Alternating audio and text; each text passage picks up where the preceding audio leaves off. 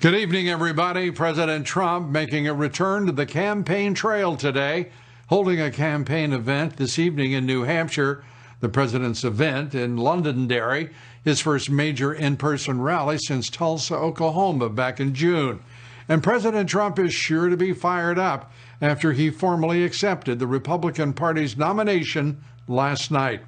President Trump speaking before nearly 2,000 people, the White House providing a magnificent backdrop to the climax of a powerful Republican convention made all the more complex by the China virus pandemic, heightened security concerns in the nation's capital as well.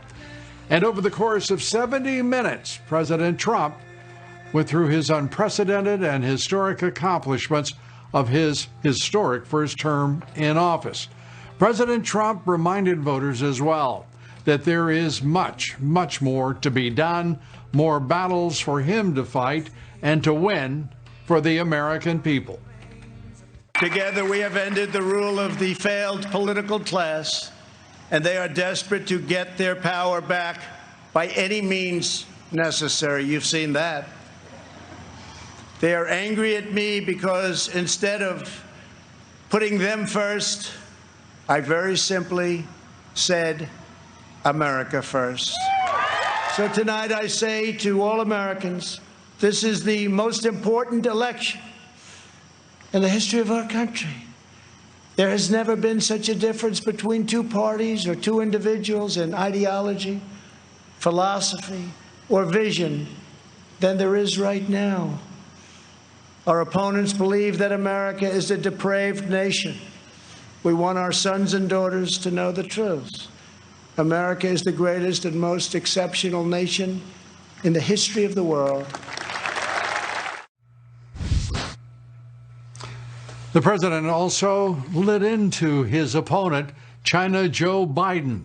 The president mentioned Biden by name, in fact, some 40 times. Law and order featured prominently throughout the final evening of the Republican National Convention, and President Trump himself made it clear Americans can choose 4 more years of his law and order policies and enforcement, or Joe Biden, who will side with rioters and Marxists.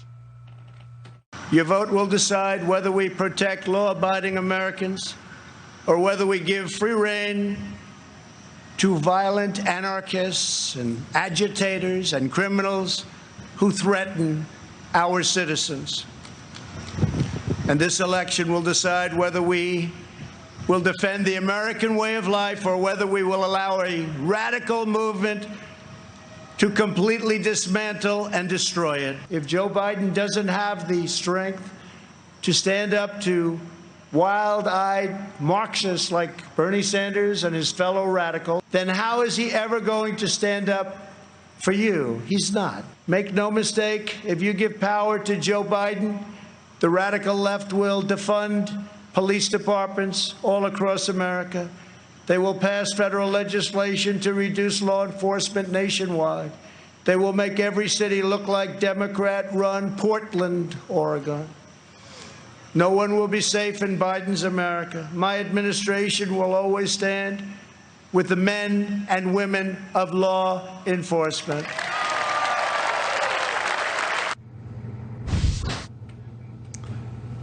The final evening of the convention, filled with emotion and elegance. The widow of retired St. Louis Police Captain David Dorn choked up while she talked about her husband's death at the hand of looters. She made this argument against the radical left's rampant violence. As I slept, looters were ransacking the shop. They shot and killed David in cold blood, and then live streamed his execution and his last moments on Earth. David's grandson was watching the video on Facebook in real time, not realizing he was watching his own grandfather dying on the sidewalk. He was murdered by people who didn't know and just didn't care. He would have done anything to help them. Violence and destruction are not legitimate forms of protest. The parents of humanitarian worker Kayla Mueller argued her daughter might still be alive had President Trump been in office at the time. Kayla was beaten and killed by ISIS terrorists in 2015 as the Obama-Biden administration failed to bring her home. And Alice Johnson, she threw her support behind President Trump last night and his work for criminal justice reform. President Trump commuted her life sentence after she served more than 20 years for a first-time drug offense. In the White House today, President Trump surprised Johnson with his full presidential pardon.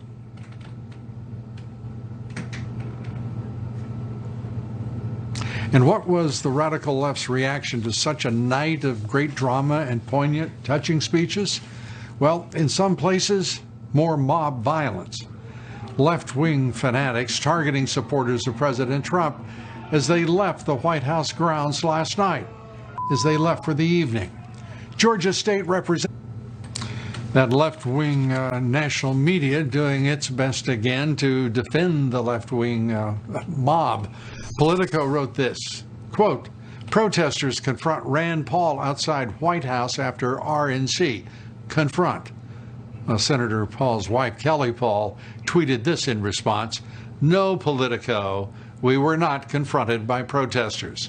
We were circled by a hateful mob shouting vile expletives, preventing us from moving. The scene after last night's convention. Go to the Hill today. Get up and please get up in the face of some Congress people. And if you see anybody from that cabinet in a restaurant, in a department store, at a gasoline station, you get out and you create a crowd. And you push back on them. And you tell them they're not welcome. This is a movement, I'm telling you. They're not going to stop. Not one Democrat among them all has condemned the attacks last night against their fellow Americans or an attack against a U.S. senator. A record-setting day on Wall Street to close out the week. The Nasdaq gained 70 points, its 40th record of the year. The S&P up 23 points, posting its 20th record of the year. The Dow up 162 points, erasing all of the losses of this year. All of the markets now above at their highest point. Volume on the big board today, again, 3.9 billion shares traded for the week. The Dow up more than 2.5%. The S&P and Nasdaq both up more than 3%. Crude oil finishing at $43 a barrel. A reminder to listen to my reports 3 times a day, coast to coast, on the Salem Radio Network. Up next here, please get to your pre-order. Get your copies at my new merchandise store, LouDobbsShop.com. Send a message to the radical left and embrace independents and Democrats as well. You can get 15% off your order at Lou Dobbs by taking the MAGA premium. We'll be right back. Stay with us. At the Democrat National Convention, Joe Biden and his party repeatedly assailed America as a land of racial, economic, and social injustice. So tonight I ask you a simple question. How can the Democrat Party ask to lead our country when it spends so much time tearing down our country?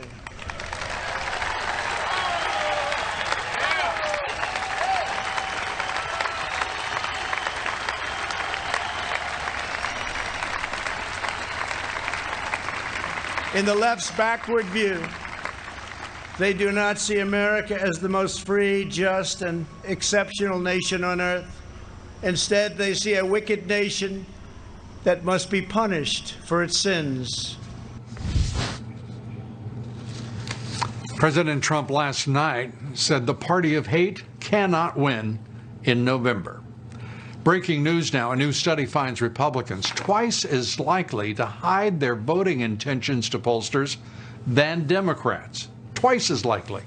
The study finds 11.7% of Republicans, 10.5% of independents would hide their true opinions on their preferred presidential candidate.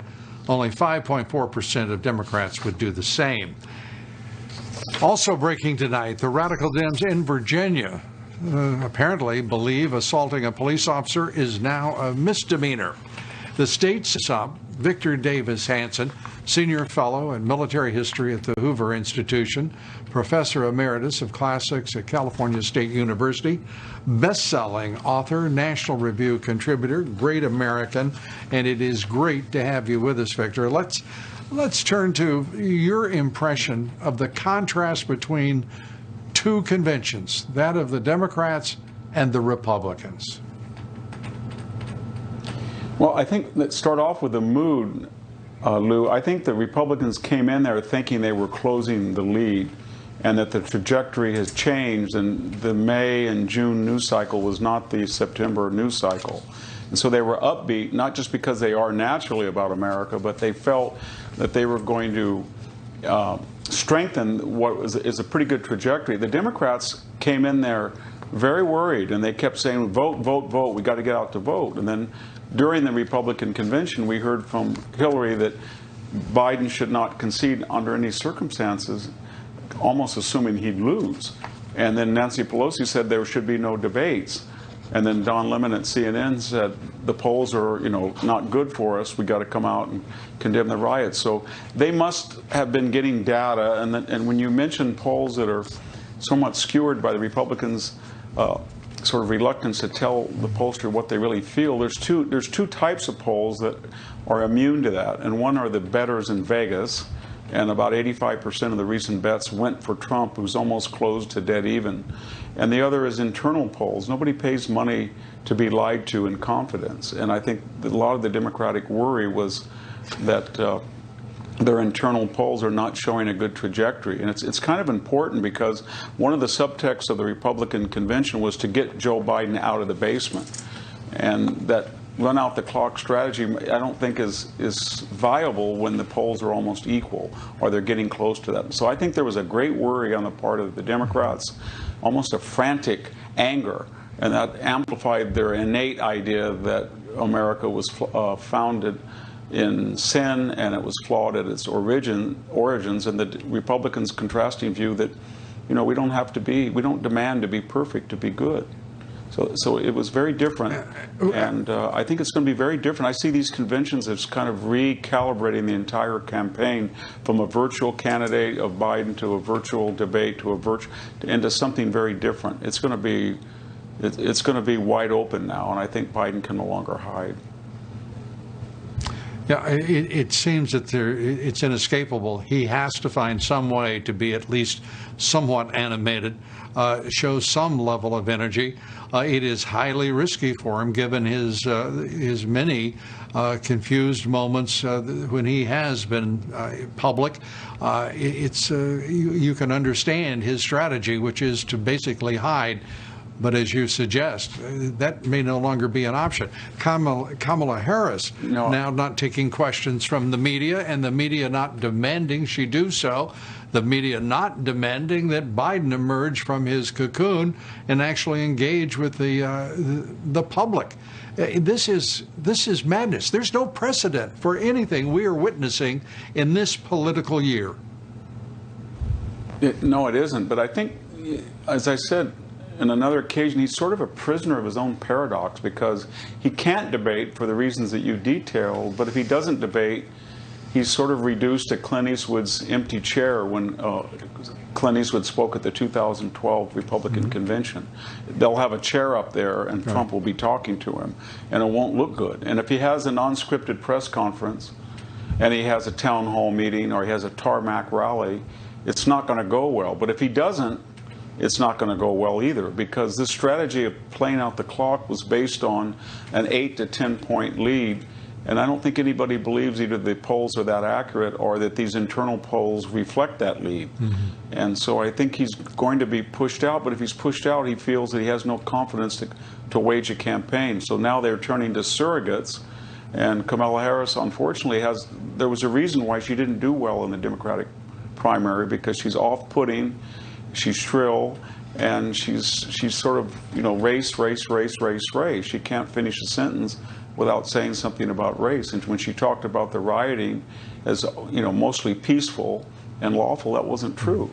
and people knew it wasn't true because they watched local television or Fox News or YouTube. So I think they're going to have some problems they're going to amplify. And they've been running, Lou, against the virus and against Trump's tweets and against the lockdown and against the recession and against the George Floyd that Trump caused that. But that cycle is changing. Trump is a much more disciplined, careful candidate than he was 6 weeks ago. And the virus is going down in daily case numbers in most of the country. The lockdown is now get 50 million kids back to school, which is popular. Right. And people don't see much connection from looting a Gucci store in the Chicago $1 Million Mile and George Floyd, or trying to burn up policemen as they're barricaded in a barracks in Portland. So that news cycle is no longer a tailwind for the Democrats, and I think they're going to have to change. And yet they think that if we have to change and Biden has to go out there, it can't be good. Victor, we're going to be back with more from Victor Davis Hanson, and on this other side, we're going to take up is the left trying to create a race war in this country? Just what are they trying to do? We'll be right back. Stay with us. Our opponents say that redemption for you can only come from giving power to them. This is a tired anthem spoken by every repressive movement throughout history. But in this country, we don't look to career politicians for salvation. In America, we don't turn to government to restore our souls. We put our faith in Almighty God.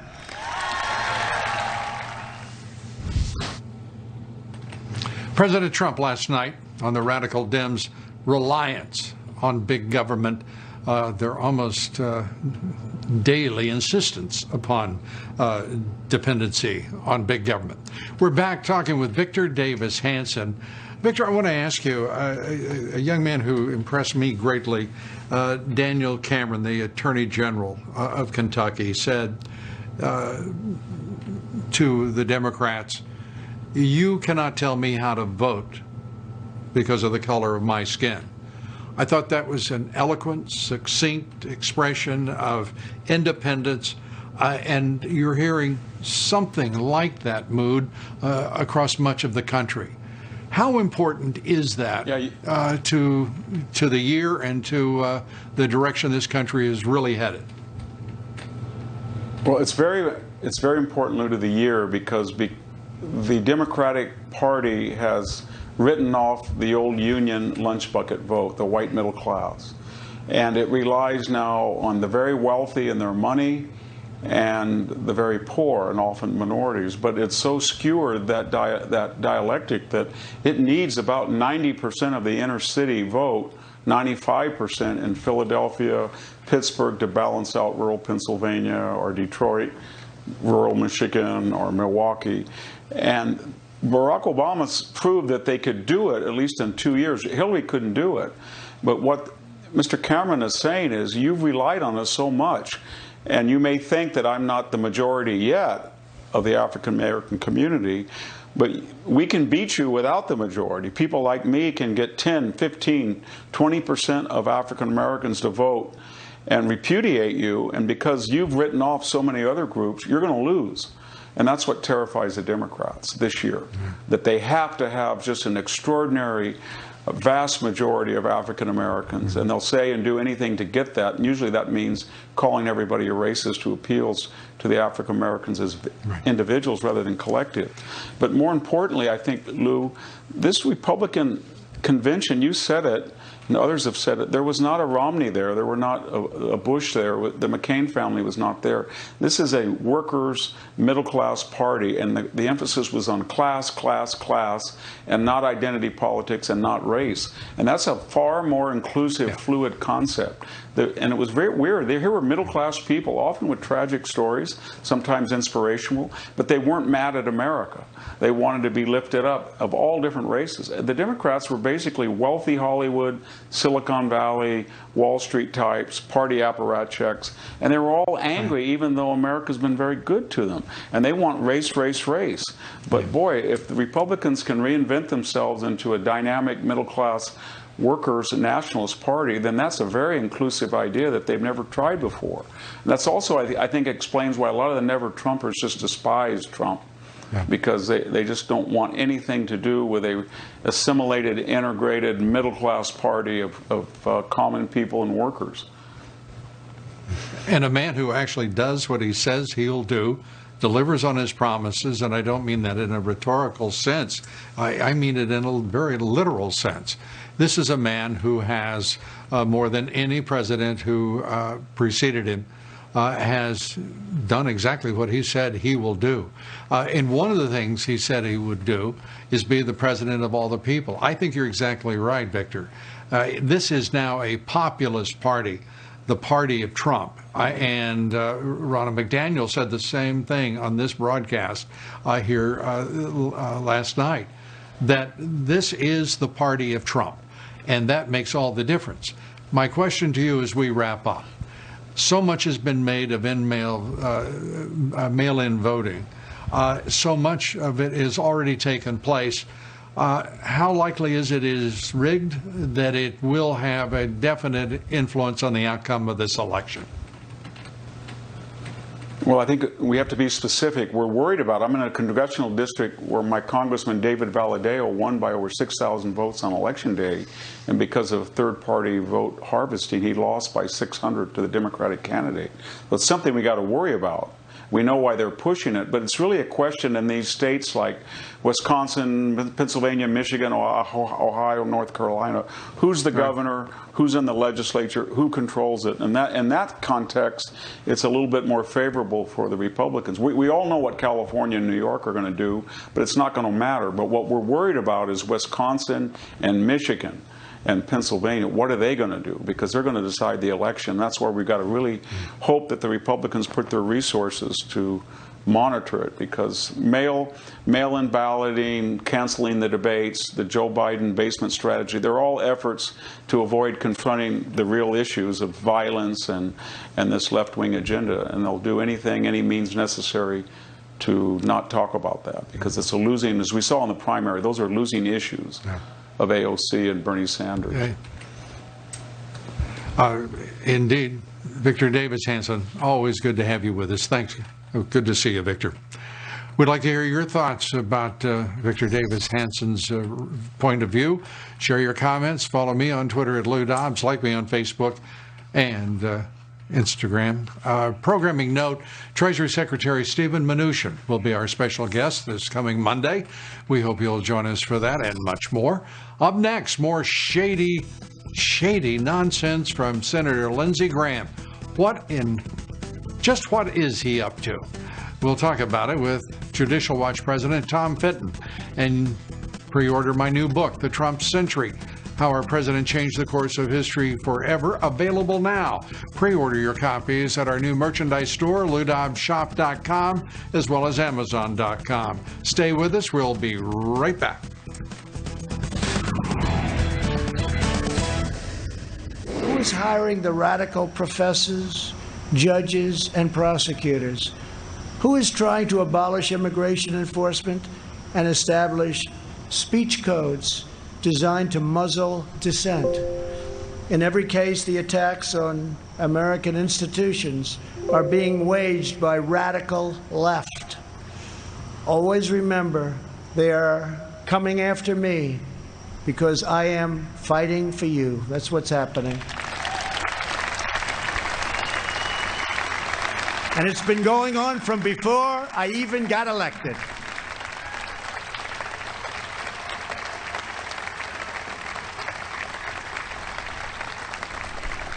And remember this, they spied on my campaign and they got caught. Let's see now what happens. President Trump last night on the politically corrupt Department of Justice and FBI and, yes, federal judiciary and the origins of Obamagate. Well, breaking news tonight, Senator Lindsey Graham reportedly held a secret interview yesterday with Joe Pintka, a career FBI agent at the heart of Obamagate. Pintka, who used a fake defensive briefing to spy on the Trump campaign and who was with Peter Strzok when they set up General Michael Flynn, trying to frame him. And he interviewed Graham as well as senators, in fact, senators not on Graham's Judiciary Committee. One Senate aide telling the Federalist that under previous judiciary chairs, the practice was to invite all committee members to attend. Graham didn't even tell some of the Republicans on his committee. We contacted Graham's office for comment. We, not surprisingly, have yet to hear his response. Text messages reveal how former Senator John McCain associate David Kramer was feeding stories from Christopher Steele, the author of the fake dossier, to the left-wing media. Kramer's text to Steele read in part, quote, "The Flynn call story is picking up legs. I think it's time to get that other story out there." That's a reference to a column about Flynn's contact with Russian Ambassador Sergei Kislyak. The messages also say, "Ignatius is the one I'll feed it to," referring to Washington Post columnist David Ignatius. And a win to tell you about tonight for the Trump campaign. An Iowa judge rejected 50,000 absentee ballots because they were pre-filled out with voter information.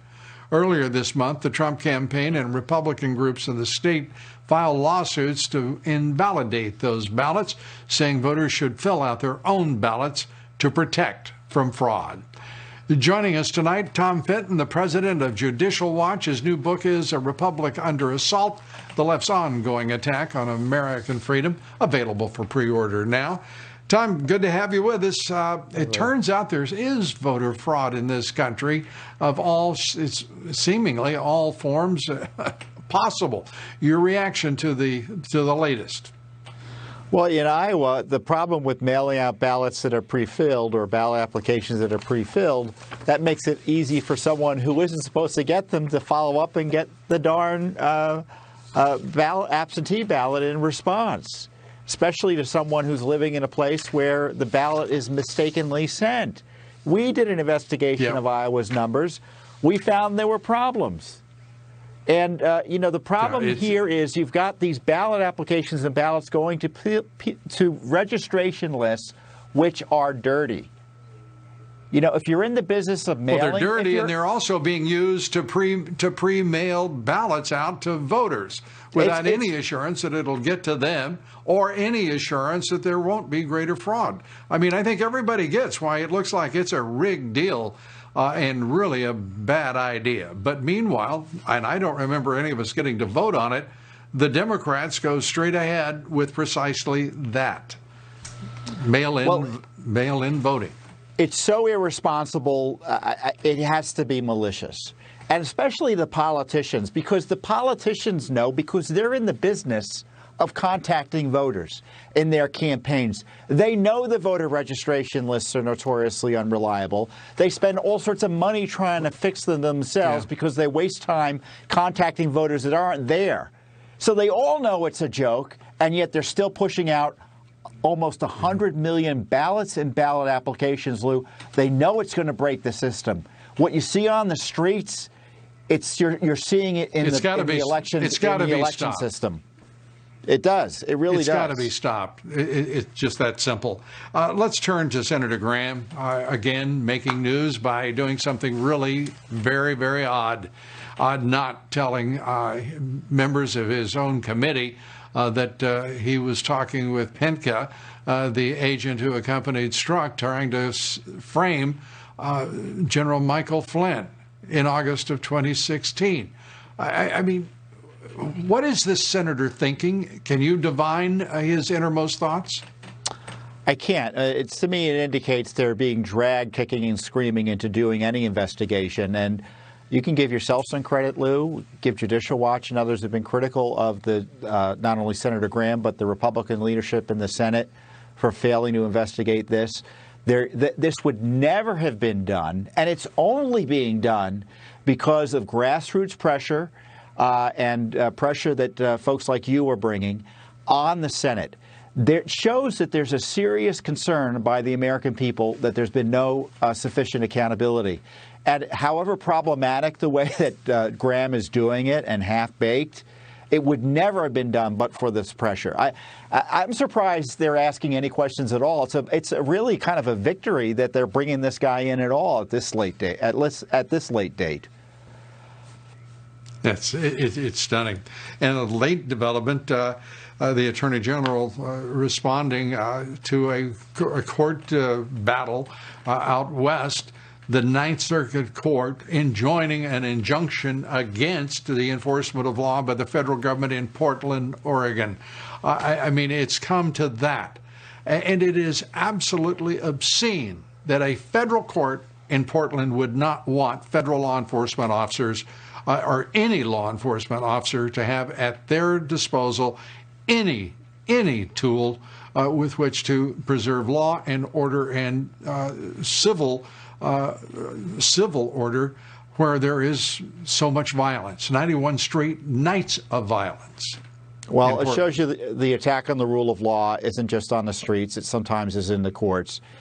In my view, the president should invoke the Insurrection Act, use his other presidential powers under law to protect the citizens and guarantee them a Republican form of government in Portland, because they don't have it anymore. It's anarchy. Look, you saw what happened in Washington, D.C. last night. Guests to the President of the United States, I was there in my personal capacity. You wouldn't believe what was going on. You left the White House at risk for your personal safety because of the leftist mayor of D.C. not providing necessary security around the White House. Unbelievable. Incredible. A senator was almost killed, but for a police officer happening to be there to protect him by the communist mob. You know, I would like to think the FBI is investigating this with great energy. My guess is, however, quite different than what I would hope. Tom Fitton, great to have you with us as always. Thanks so much. Tom Fitton, Judicial Watch. Up next, President Trump highlighting the importance of faith and mercy. Pastor Robert Jeffress with the president today, with us tonight. Right after this quick break, stay with us.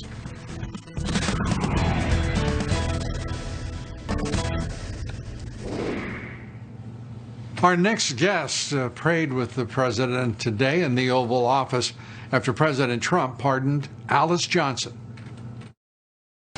Father, we thank you for the remarkable story of Alice Johnson, a strong believer in the Lord Jesus Christ whose life was filled with heartache and injustice. And yet, instead of becoming bitter, she chose to trust in you. She cried out to you for years, asking relief from the hurt that she was feeling.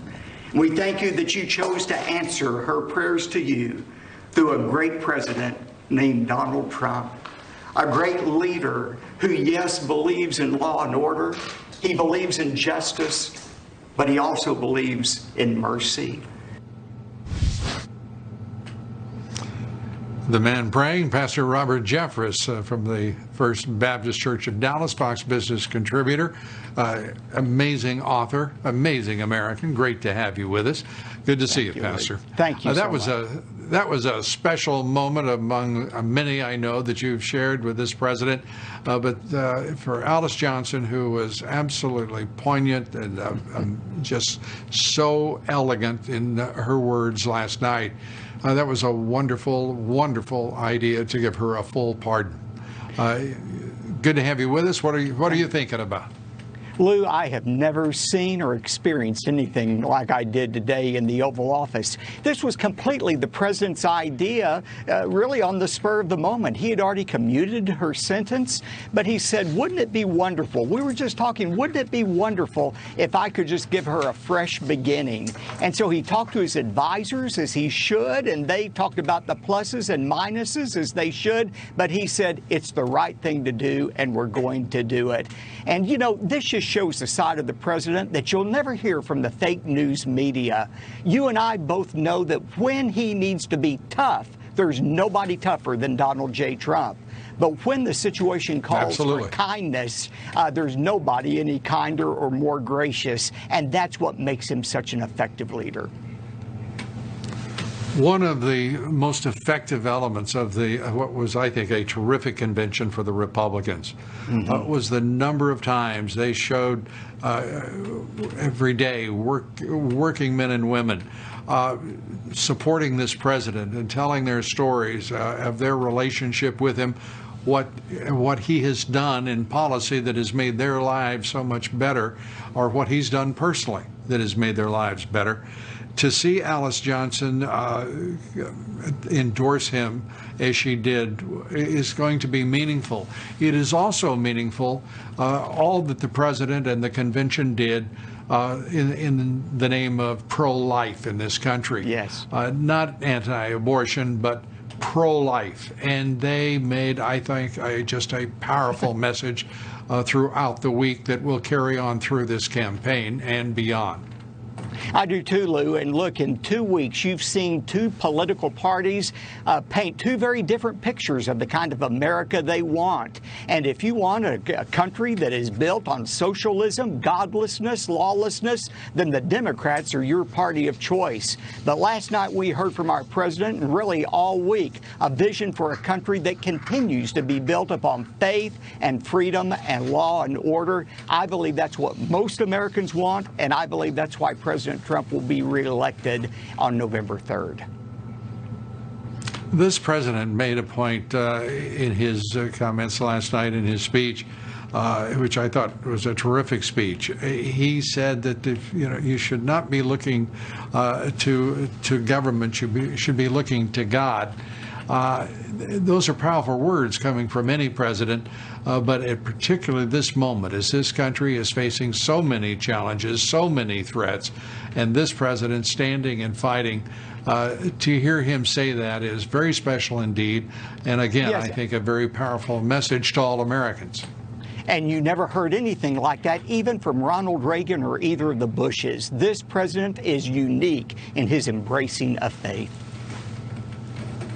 Absolutely. Pastor Robert Jeffress, you're unique and a great American, as I said. Thanks for being with us.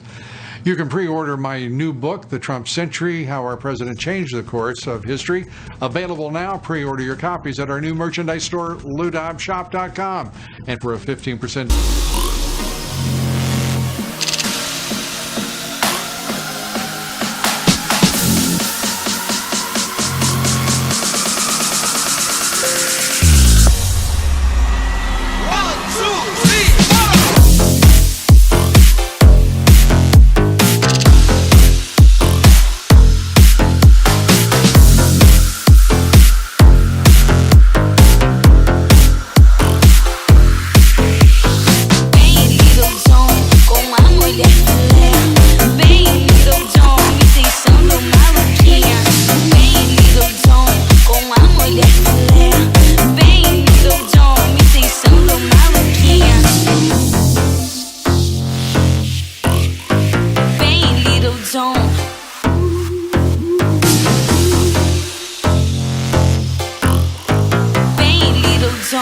com a mulher filé.